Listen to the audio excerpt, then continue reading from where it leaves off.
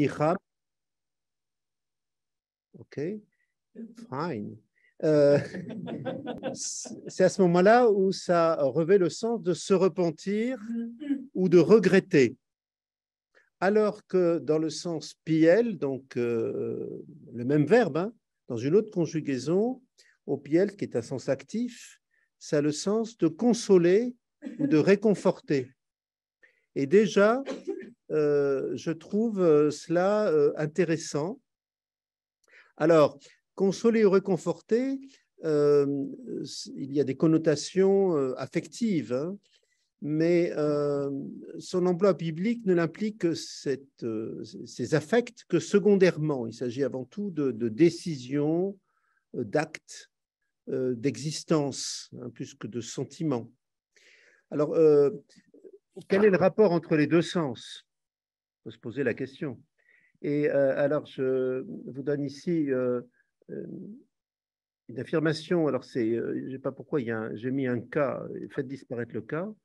Et gardez Simian Joffre, qui, dans une notice assez longue hein, consacrée à ce verbe dans le Theological Dictionary of the Old Testament, écrit que le commun de l'ensemble des emplois nous renvoie à la notion de modifier une situation en changeant le cours des événements, ou bien en rejetant une obligation, ou en se retenant de conduire une action. Donc, peut-être peut-on retenir d'abord changer le cours des événements, réorienter, et d'autre part, je trouve intéressant, si vous voulez, que, bien qu'il ne faille pas trop presser cela, que la même racine puisse à la fois qualifier se repentir et regretter, et consoler, réconforter, un peu comme si se repentir permettait de consoler, ou pour consoler ou réconforter, le passage par la repentance, peut-être un passage obligé. Alors, plusieurs cas de figure se présentent. Le plus souvent, le repentir concerne un mal déjà commis, mais ça peut aussi concerner un mal qui est envisagé et qu'on s'abstient de commettre. Ça peut avoir aussi les nuances, bien sûr, d'un regret quand il s'agit d'un acte bon déjà produit qui ne produit pas des fruits espérés. Donc là, ce n'est pas un acte mauvais dont on se repent, mais c'est un acte bon qui ne produit pas les fruits espérés. Je vous parle des emplois du verbe dans le sens nifal, enfin au nifal, donc dans la Bible. Hein. Alors, c'est pour cela qu'on peut comprendre que Dieu se repent. Alors, ça, évidemment, quand on pense à repentance, on pense tout de suite à la repentance hein, de l'homme qui a commis un péché, un acte grave et qui se repent, et devant les autres et devant Dieu. Mais Dieu se repent dans la Bible. Alors, quand se repent-il? Eh bien, justement, il peut se repentir, nous dit-on, d'avoir, c'est le cas en Genèse chapitre 6, il a créé l'humain, et l'humain a généré du mal, de la violence qui ne cesse d'empirer. Alors on nous dit au chapitre 6, Adonai se repentit d'avoir fait l'homme sur la terre, il en fut contrarié en son cœur, et il dit, j'effacerai de la surface du sol l'homme que j'ai créé, hommes, bestiaux, petites bêtes, et même les oiseaux du ciel, car je me repens de les avoir faits. Alors, autre cas également assez saisissant, lorsque libérés de la féroce tutelle du pharaon d'Égypte, les fils d'Israël sortent. Une fois arrivés dans le désert, alors que Moïse est au sommet de la montagne pour recevoir la parole, la Torah, les fils d'Israël font ériger un veau d'or. Et on nous dit que c'est parce qu'ils se demandaient qu'est-ce qui était arrivé à Moïse, qui tardait à redescendre de la montagne. La colère d'Adonai s'exprime dans le désir signifié à Moïse de supprimer à ce moment-là ce peuple à la nuque raide. Et tout à l'heure, Monseigneur Dornelas a évoqué la prière d'intercession. Je crois que c'est lui, hein. C'est lui ou c'est le rabbin, je ne sais plus. La prière d'intercession d'Abraham. C'est Moshe, pardon, c'est Moshe. Voilà, la prière d'intercession d'Abraham pour les gens, oui c'est ça, de Sodome et Gomorrhe, donc c'est Genèse chapitre 18. Et là, on a une intercession de Moïse qui dit à Dieu, renonce à l'ardeur de ta colère. Et renonce, c'est l'impératif du verbe niram. Vous voyez, donc, repens-toi. Vous voyez, ça nous prend souvent un rebours intéressant, la Bible. Comment peut-on oser dire à Dieu de se repentir? Mais on lui demande de renoncer à faire le mal. Alors, qu'est-ce que ça veut dire que Dieu fait le mal? C'est une autre question. Et alors, ce qui est intéressant, c'est de voir les arguments. Et il argumente d'une part du fait que si Dieu supprimait ce peuple, eh bien, il effacerait ou il n'accomplirait pas les promesses faites à Abraham, Isaac et à Israël. Donc là, il y a le terme d'Israël plutôt que de Jacob. Hein. C'est le même personnage, Israël en tant que Jacob. Il reviendrait, si Dieu se repentait en effaçant le peuple, enfin en supprimant le peuple, du coup, il effacerait aussi les promesses.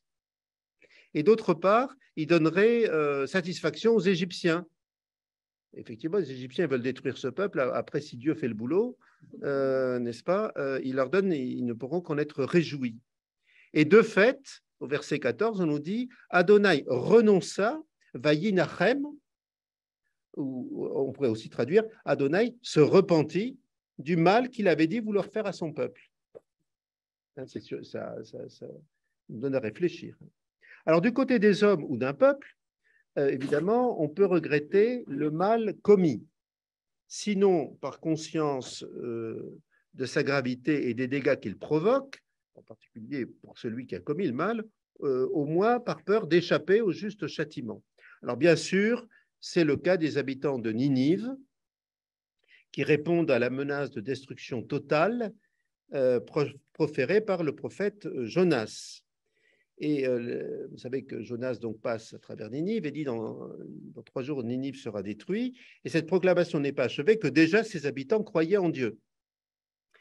Manifester leur repentance par un jeûne et des grandes démonstrations publiques en espérant, et ils disent, qui sait si Dieu ne se ravisera pas? Alors là, c'est le verbe chouv, dont j'ai entendu, qu'on a utilisé tout à l'heure le terme de teshuva, c'est la même racine, et ne se repentira pas, donc c'est le verbe niram ici, s'il ne reviendra pas, de nouveau le verbe chouv, de l'ardeur de sa colère, en sorte que nous ne périssions point. Et Dieu vit, donc ça c'est le verset 9, et au verset 10, le verset suivant, Dieu vit ce qu'il faisait pour se détourner, donc c'est eux cette fois-ci qui se détournent, chouv, de leur conduite mauvaise, aussi Dieu se repentit du mal dont il les avait menacés, il ne les réalisera pas. Donc, on a l'impression qu'il y a 2 repentances ou deux décisions. Hein. Dieu qui annonce qu'ils vont être détruits, eux se repentent, ils renoncent au mal, et dès lors, Dieu renonce aussi au mal qu'il avait annoncé. Donc, la repentance des hommes est capable de faire changer la décision de Dieu. Alors, j'ai un de mes honorables collègues de la faculté de théologie de Toulouse, le père Cyprien Comte, qui a fait sa thèse précisément sur la repentance divine chez Jérémie. Ah, il se trouve que j'étais dans son jury de thèse, donc ça m'a facilité.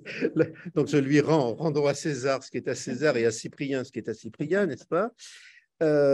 Justement, il a travaillé chez Jérémie la relation entre le chouv divin, la conversion, pourrait-on dire, humain, pardon, excusez-moi, entre le chouv humain et le niram divin. Voilà. Alors, il y apparaît que l'objet de la prédication prophétique est précisément de provoquer un changement d'attitude de la part du peuple. Et il cite une très belle affirmation d'André Neher, ici c'est dans son ouvrage qui s'appelle L'exil de la parole, du silence biblique au silence d'Auschwitz, que je pense que beaucoup d'entre vous connaissez. Hein. Et alors bon, d'autres l'affirment, mais j'ai trouvé intéressant parce qu'il le dit bien. André Neher dit « La prophétie de malheur n'est pas vraie parce que le malheur se réalisera, mais parce que sa tonalité lugubre pourra déclencher le processus de repentir qui permettra d'éviter ce malheur. » Donc, il s'agit en réalité d'informer de la gravité des conséquences des actes que l'on pose. Et la prophétie de malheur, c'est dire, ben, voilà où conduit le chemin dans lequel vous êtes engagé. Voilà quelles sont les conséquences des actes que vous avez posés. Mais cette proclamation a pour objet, non pas de dire de toute façon, quoi que vous fassiez, ça arrivera, mais évidemment de changer le comportement, en mettant en quelque sorte les personnes devant les yeux des personnes, ou à leurs oreilles plutôt, hein, leurs oreilles teinteront, hein, ça fait partie aussi des expressions bibliques, qui les mettent face aux conséquences de leurs actions. Et Cyprien Comte, en écho, affirme la vérité des paroles de Jérémie réside dans leur capacité dialectique de transformer l'histoire en provoquant le retournement du peuple et la rupture de l'enchaînement qui conduit au désastre. Et derrière le thème de la repentance, il y a effectivement cette idée que le pire n'est jamais certain et que le malheur n'est pas assuré. Et autrement dit, c'est certes un message d'espérance, mais au prix d'une conversion profonde. Et il me semble d'ailleurs, en travaillant ce thème, je pensais à au moins deux questions qui ne ressortent pas de votre thématique propre, mais qui peuvent y avoir trait. C'est d'une part tous les problèmes, n'est-ce pas, liés aux abus sexuels dans l'Église et aux diverses repentances, là aussi, hein, nécessaires, souhaitables, conduite, etc. Et puis à la question climatique aussi. Parce qu'actuellement, il y a, comme on entend quand même beaucoup de discours sociétaux en disant, de toute façon, quoi qu'on fasse, maintenant, on va aboutir à la destruction. Alors effectivement, s'il n'y a plus rien à faire, pourquoi changer, hein? Voilà. Mais par contre, il peut aussi y avoir des discours en disant, voici ce à quoi, si vous ne changez pas, ça aboutit à la mort et à la destruction. Et là, on est vraiment dans la prophétie. Enfin, alors, colère, c'est intéressant aussi de voir le thème de la colère, hein. La colère de Dieu, hein, en l'occurrence, et la repentance vont de pair, non pas pour réécrire le passé, mais pour mesurer l'importance donc, des dégâts que produisent les actes mauvais, dont la gravité n'a pas toujours été mesurée par ceux qui les ont posés. Donc, l'appel à la repentance est généralement précédé, comme on va le voir chez Joël, de la prise de conscience de la gravité, de la profondeur des actes mauvais qui ont été posés. Mais ensuite, le but est de la colère, c'est de modifier les comportements pour ouvrir des nouveaux chemins d'avenir. Autrement dit, il y a à la fois une action relative au passé, à la compréhension présente des situations, de la gravité des situations, mais toujours en vue d'ouvrir un nouvel avenir. La repentance de Dieu, de son côté, lorsque Dieu se repent, ce n'est pas motivé par un défaut dans ses actions passées, mais là, c'est intéressant, c'est parce qu'il y a eu une mauvaise réception de sa volonté. Par exemple, lorsque Dieu dit « je me repens d'avoir fait l'humanité », ce n'est pas que l'humanité, elle a été mal faite, c'est que l'humanité n'a pas accueilli, n'accueille pas le projet de Dieu.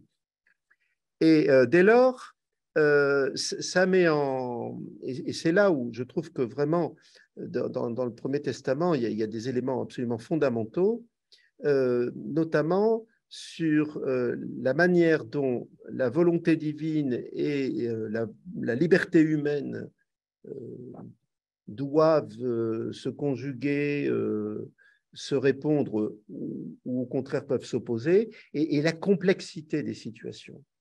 Et lorsqu'on lit hein, la Bible hébraïque en premier lieu, mais aussi le Nouveau Testament, on n'a pas d'un côté, comment dire, des choses si claires, si vous voulez, que d'un côté, on aurait une volonté divine universellement bonne et des hommes fondamentalement méchants. Alors, je ne dis pas attention que Dieu pose des actes mauvais, ce n'est pas du tout ce que je veux dire. Hein. Mais ce que je veux dire, c'est que les choses Dieu, souvent, est là où on ne l'attend pas. Et surtout, l'action de Dieu dépend pour partie de l'action humaine. Là, on a une question de théologie fondamentale. Mais je le dis juste entre parenthèses, personnellement, j'ai fait ma thèse sur ce qu'on appelle le cycle de Jacob dans le livre de la Genèse, chapitre 25 à 35, grosso modo, 25-19 à 35-29. Et ce qui est assez frappant, c'est de voir que finalement, dans la scène du gué du Yabok, finalement, Dieu va dire, lorsque Dieu confère pour la première fois à Jacob le nom d'Israël, c'est pour lui dire qu'il a lutté contre les hommes et contre Dieu et qu'il a prévalu. C'est quand même assez surprenant que Dieu dit, en gros, tu m'as combattu et tu as prévalu. Vous voyez, et en fait, il va écrire l'histoire. Derrière, c'est pas uniquement le personnage Jacob, c'est Israël qui se fait une identité de Dieu, qui écrit une histoire avec ce qu'il est, quoi. Et avec ses blessures, puisque Jacob est blessé à ce moment-là.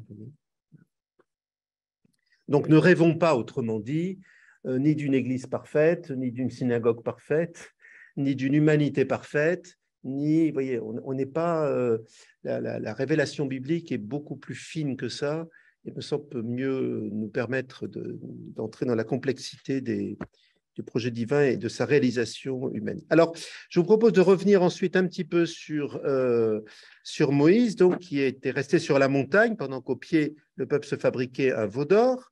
Il n'est donc pas, lui, complice de la transgression, alors que Aaron l'est. Parce que c'est Aaron qui a fait constituer le veau d'or. Et Dieu, en plus, lui a proposé, il a dit, je vais détruire ce peuple, mais je vais faire un nouveau peuple à partir de toi. Or, Moïse décline la proposition, si je puis dire, alors que bien d'autres l'auraient accepté, n'est-ce pas? Et ce personnage de Moïse a une grandeur absolument qui a un certain caractère tragique, parce qu'il y a une fidélité constante à Dieu qui en fait une sorte de modèle, puisque même le Pentateuque s'achève avec cette affirmation que plus jamais en Israël ne s'est levé un prophète comme Moïse, lui qu'Adonai connaissait face à face. Il n'y a pas plus grand prophète que lui, n'est-ce pas?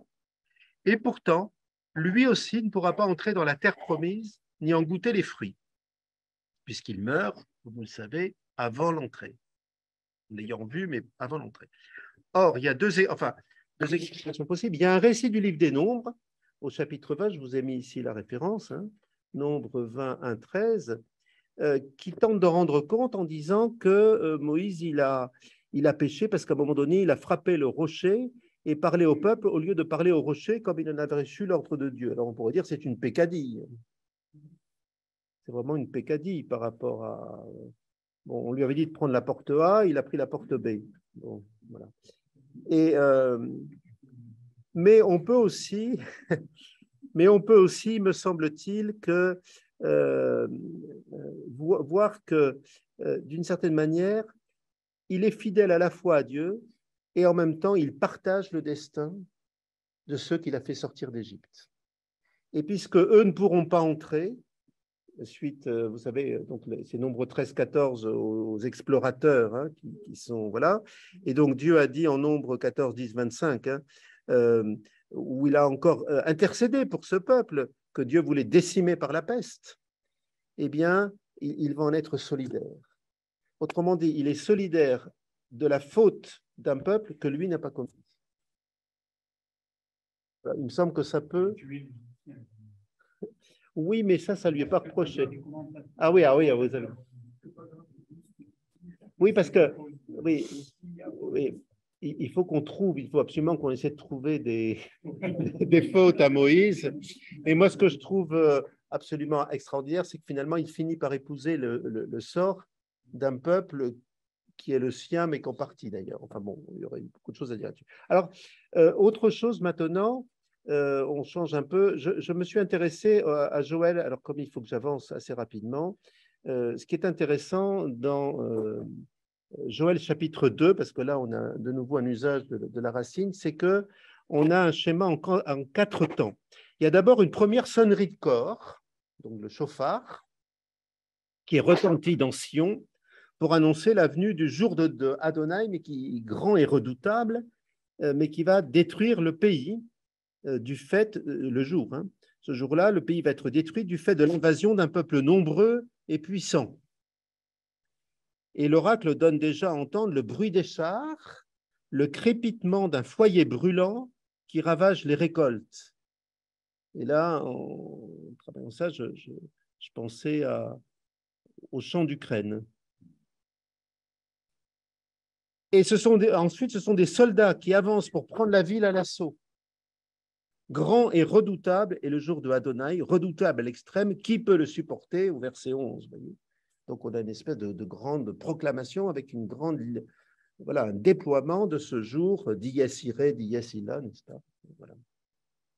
Et puis, versets 12 à 14, le prophète, donc deuxième temps, après avoir annoncé cela, la destruction, lance un appel, excusez-moi, à la repentance. Revenez à moi de tout votre cœur, oracle d'Adonai, avec des jeûnes, des pleurs et des lamentations. Mais en même temps, ça ne doit pas rester uniquement une démarche extérieure. Mais ces actes de repentance, comme par exemple déchirer les vêtements, doivent manifester une conversion sincère et plénière de l'ensemble de la personne, puisqu'il s'agit de revenir à moi de tout votre cœur, c'est-à-dire de l'intérieur. Et cela peut amener Dieu à se repentir du malheur projeté. Qui sait s'il ne se détournera pas, chouve, et ne se repentira pas, Dieu.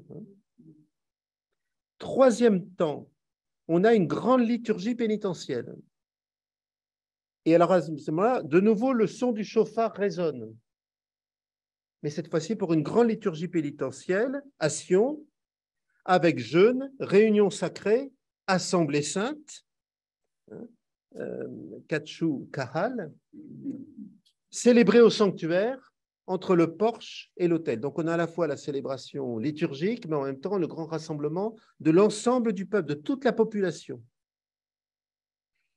L'exigence, vous voyez, d'une véritable conversion intérieure ne s'oppose donc pas à une manifestation publique. Et on pourrait même affirmer que cette manifestation publique et liturgique est le passage obligé pour que puisse s'opérer la conversion des cœurs. Et on en arrive au quatrième temps, où cette fois-ci, le prophète annonce que Dieu se repent du malheur qu'il avait annoncé sur Jérusalem, avec un amour qui déborde même au-delà de ce qui était espéré. Et ça se termine par de magnifiques affirmations. « Mon peuple ne connaîtra plus la honte, jamais. Vous saurez que je suis au milieu d'Israël, moi, et que je suis Adonai votre Dieu. Il n'y a point d'autre. Mon peuple ne connaîtra plus la honte, jamais. » Vous voyez, on a ces quatre temps que je trouve extrêmement intéressants. Et notamment, j'attire votre attention sur ce fait que il me semble, en y réfléchissant, qu'il faut bien qu'il y ait ces quatre temps. C'est-à-dire d'abord une proclamation de la gravité de ce qui a été fait ou de la situation présente.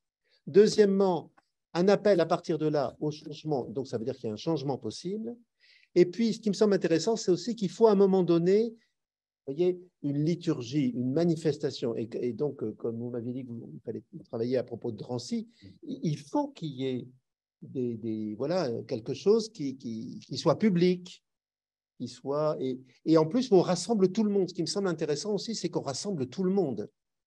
Toute la population est rassemblée. Parce qu'il faut que, et je me disais que ça pouvait être, ces liturgies ont aussi comme fonction de faire entrer l'ensemble, le plus grand nombre possible, dans cette dynamique de la repentance.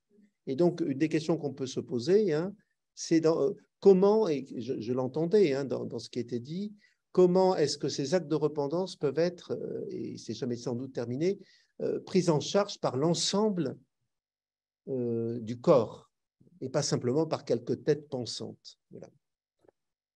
Alors, j'avais prévu, mais je vais le dire très rapidement,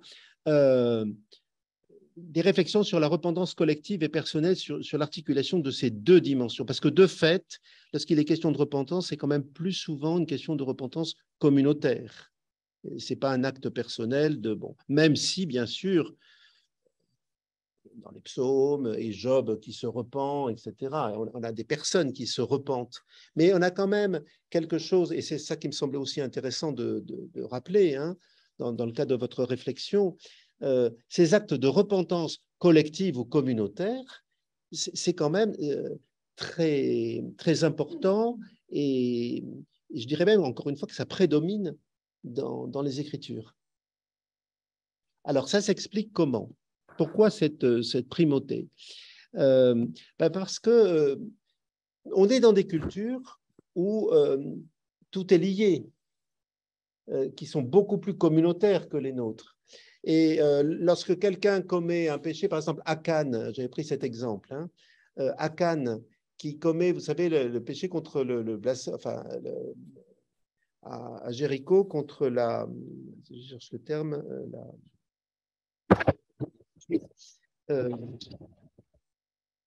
enfin, Dieu avait interdit que dans la prise de Jéricho, quiconque il fallait que la ville soit détruite et personne ne devait s'approprier les biens détruits. Hein, voilà. Et Akan,